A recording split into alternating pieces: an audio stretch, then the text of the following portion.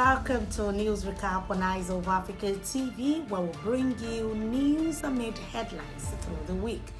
I am Tosi Adeyemi. Afe Babalola, founder of Afe Babalola University, says human rights lawyer Dele Farutimi must prove his allegations against him.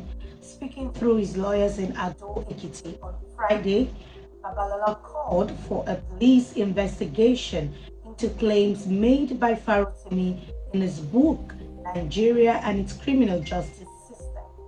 The lawyer stated that Farutimi's court case ensures due legal process on the matter.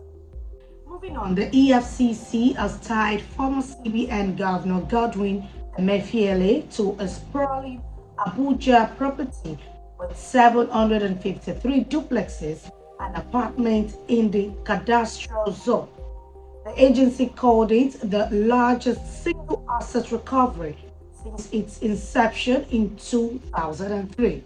Revealing the recovery on Monday, Justice Jude of the FCTI Court, Apple, ruled on the matter on December 2nd, 2024. The Nigerian police force has charged 113 foreign nationals in Abuja for cybercrimes offenses, including fraud, money laundering, and illegal data access. Force PRO Olumuyiwa Adejobi revealed that the arrests were made on November 3rd, 2024 in Jahi, Abuja, during an operation by the National Cybercrime Center and Zone 7 Command.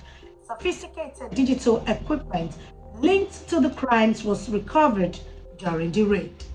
Also, the EFCC has refuted claims circulating on social media that $800 million, 700 billion naira, and drugs worth 1 trillion naira were found at the home of Bello El-Rufai, son of former Kaduna State Governor Nasser El-Rufai. The very reports shared widely on platforms including X, formerly Twitter, were described by the agency as false.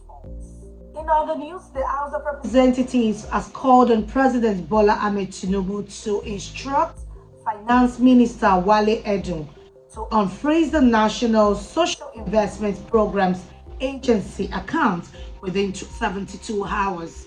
The resolution passed during a plenary session on December 3rd, 2024, aims to ensure the smooth resumption of NSIPS programs. The Nigerian National Petroleum Company Limited (NNPCL) has sold its first low-sulfur straight brown fuel oil cargo from the Port Harcourt refinery to Gulf Transport and Trading Limited, a Dubai-based company. Data analytics firm Peller reported on Friday that the refinery, operating at 20,000 barrels per day, recently started its coolant distribution unit 1, marking a phased return to operations at 70% capacity. Moving on, 5 Labour Party members of the House of Representatives have joined the ruling All Progressives Congress, as announced by Speaker Abbas Tajuddin on Thursday. The defectors are Chinedu Okere, Imo; Matthew Donatus, Kaduna; Akiba Basse, Cross River; Esosa Iyawe, Edo; and Fob Dalip Chalam, Plateau. The Lagos State Governor Babajide Sanwo-Olu has signed the Lagos Electricity Bill 2024 into law at a ceremony in Alausa, Ikeja. Dignitaries present included Deputy Governor Dr. Femi Amzat, Attorney General Pedro Lawal, Energy Commissioner Biodu Oguleye, and the members of the State Assembly and Executive Council. Inspector General of Police Kayode Egbetokun has described Nigeria's criminal justice system as weak and in need of a complete overhaul. Speaking at the 2024 annual lecture organized by the Crime Reporters Association of Nigeria on Thursday, Egbetokun likened the system to a sick patient requiring urgent revival. Heavily armed security personnel, including DSS and police officers, have surrounded the Kano Emir's palace at Koforokudu, restricting entry and exit.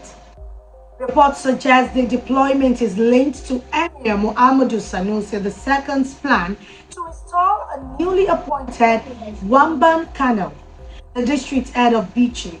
The Bichi Emir's palace is also under tight security with armed policemen stationed in the area. Protesters featuring former President Goodluck Jonathan for the 2027 elections have surfaced in Kano, sparking rumors of his political comeback. The posters promoting a new political platform, Team New Nigeria (TNN), were displayed at key locations in the city, including the Kano State Government House and Dangi Bridge. TNN is awaiting full registration as a political party by INEC. Moving on, Senator Adams Oshiomhole has expressed strong support for local government financial autonomy in Nigeria, following the Supreme Court ruling on July 11, 2024 that upheld it. Speaking at a forum organized by the House of Representatives on Monday, the former Edo State governor stressed the need for character in governance and accountability. South African President Cyril Ramaphosa has introduced a new visa policy for Nigerians, allowing investors and tourists to apply without submitting a passport.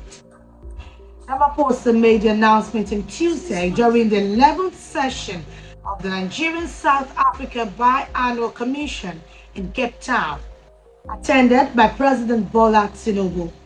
The statement was issued by Bayo Ononuga, Special Advisor to the President on Information and Strategy. Moving on to stories outside Nigeria in Africa, Netumbo Nandi has been elected Namibia's first female president. Nandi, 72, won with 57% of the vote, defying predictions of a potential runoff. After being declared president-elect, she stated, the Namibian nation has voted for peace and stability. Away from that, Burkina Faso's ruling military leader, Ibrahim Traore, has dismissed Prime Minister Apolline Joachim and dissolved the government, according to a presidential decree. Yalem de Tambela, who had served as head of 3 successive governments since his appointment in October 2022, after Traore's coup, was ousted without any official reason given for his removal. And finally, on the news, polls have opened in Ghana's presidential and legislative elections, seen as a crucial test for democracy in a region facing extremist violence and coups. With 18.7 million people registered to vote, the election comes amid one of Ghana's worst economic crises in a generation. However, the 2 main candidates offer limited hope for change. And that's all the news recap today. Join me again next week, 4 p.m. on Eyes of Africa TV. I am Tosin Adeyemi.